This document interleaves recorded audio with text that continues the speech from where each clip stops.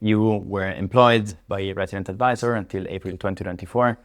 And then you decided to go freelance. Yeah. Where were you in your life at that moment? How were you feeling emotionally? Yeah. What was going on through your mind? Prior to being at RA, I was working marketing for 3 years. And maybe in a way it's quite conventional, but for me and my background, it was very unconventional, especially to work in quite a creative industry. I didn't have that influence at all around me. And it didn't really seem almost like an option for me. And I found myself there by just pursuing my passion and following my curiosity and just taking risks and taking that leap.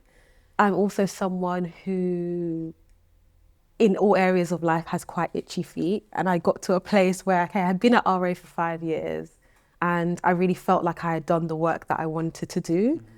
And then it was kind of like, okay, what's the next step for me? Like, what's the next evolution of Whitney? Almost my dream job that I had in my early 20s, I had done it and I'm doing it. So what's next? And I knew that my next move had to be a boss move. That was like the criteria. Like, it has to be something epic. Like you're like leading social resident advisor. Like, the next move has to be something next level. So I kind of set myself that goal and I was wondering what it's going to be. I applied for a few jobs and things and I just thought, yeah, I'm going to actually just go out on my own and do this. I was already doing a lot of freelance work and at that point I was turning down a lot of freelance work because I was like balancing that with working at RA, trying to do my own stuff on my own socials. And it kind of just made sense. It was like the next logical move almost. Logical, but kind of illogical in some ways. When you decided it's going to be a boss move, what would have been the alternatives to what you're doing today? Did you have a list of things that you were considering? Yeah, probably at a bigger company. I would have moved away from music, I think. I was headhunted and had a conversation with Nike about a role there, like a more senior role there. So something probably infusing music and culture, but maybe in a more corporate way. So a more senior role in a big company, yeah. That makes it even harder to consciously decide to do the entrepreneurial route when you have so many compelling options. You have to say no to quite a few things. How did you deal with that emotionally?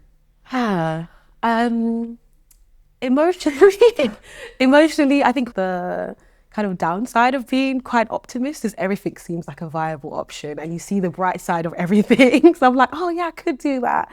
And like, it'll be amazing, it'll be great. Like, I'll be in a massive office with all these people. But the reality of that maybe wouldn't have been exactly like that. But really the thing that was my guiding star was, what kind of life do I want to live? Like, how do I want to live in this next phase of my life? Like, what are the things that are really, truly important to me?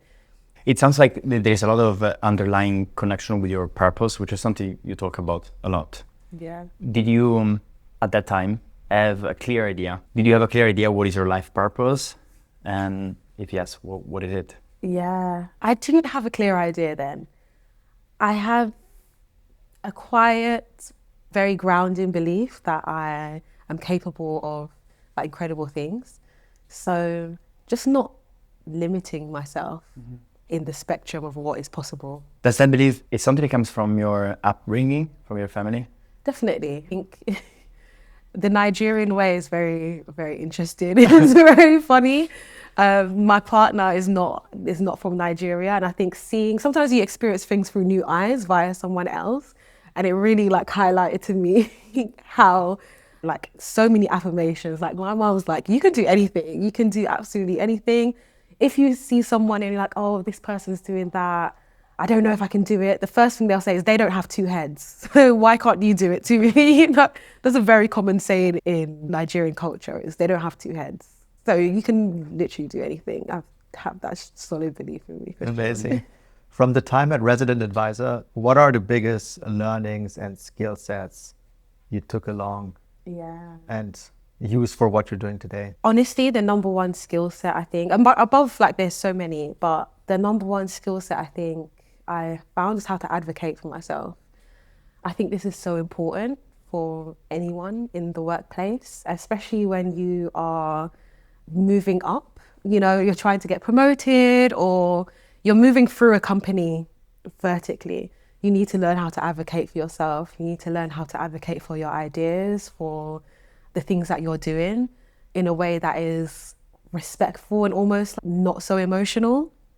Bring your receipts and yeah, just be able to speak up for yourself. I think that's the number one thing. And that's really helped me through going freelance as well.